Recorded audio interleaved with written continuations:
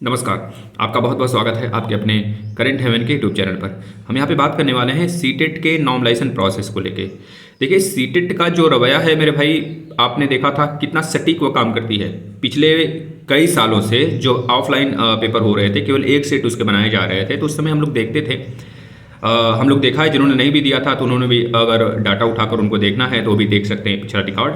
कितना बेहतरीन काम करती थी। जिस समय वह रिजल्ट निकालने को कहा उस समय रिजल्ट निकाला, बल्कि उससे पहले निकाला। और जो उनका एक तरह से जो आंसर की होता था, मतलब कि जो फाइनल रिजल्ट आता था वो आंसर की से बिल्कुल मैच करता था। मतलब 1 से 1.5 नंबर, 2 नंबर, 1.5 नहीं 2 नंबर।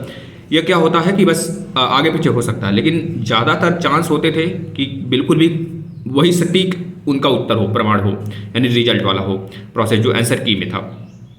तनिक भी कोई भी संदेह नहीं कर सकता था, क्योंकि इनका इतना बेहतरीन काम होता है कि उसमें कोई संदेह करने लायक कोई चीज़ें नहीं छोड़ते लोग। और पिछली बार क्या हुआ 2022 में, क्योंकि इन्होंने पहली बार ऑनलाइन प्रोसेस में इंट्रोड्यूस हुए, मतलब एक पेपर कराया, जिसकी वजह से थोड़ी सी परेशानियां देखने को मिली। लेकिन इस बार भी बहुत सारी चीज़ें सॉर्ट आउट इन्होंने कर दिया था। जैसा कि आपको पता है कि आपके सेंटर देखिए कितने अच्छे से, मतलब पहले से ही फिक्स था कि आपको इसी शहर में देना है एग्जाम, आपको इसी शहर में देना। आप चाहो तो पहले से ही अपना ट्रेन बुकिंग वगैरह जो भी चीज़ें करना चाहो कर सकते हो, है ना। और दूसरी तरफ आपके जिस समय इन्होंने कहा एक तरह से आपका रिजल्ट आंसर की आने को उससे आंसर की लेकर आए, और रिजल्ट भी उससे पहले ही आ जाएगा जिस समय इन्होंने बोला हुआ है।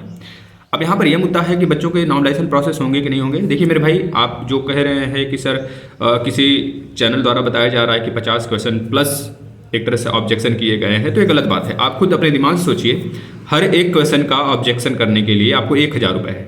तो कोई भी बेरोजगार जो सीटेट दे रहा होगा वो बेरोजगार ही होगा, जाहिर सी बात है।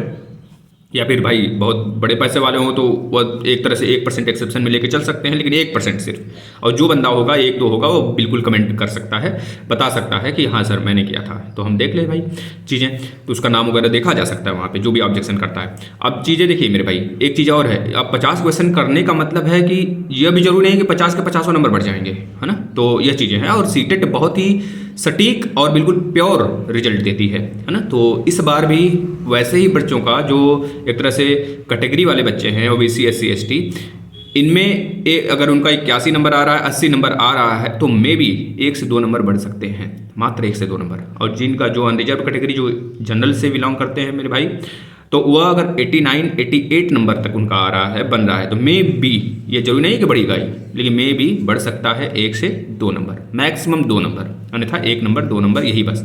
इससे ज़्यादा शायद ही उम्मीद आप कम करें, बस यही चीज़ें हम कहेंगे।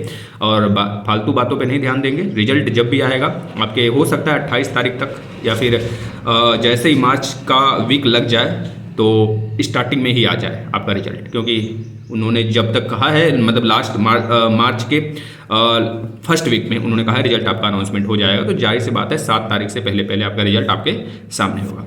धन्यवाद।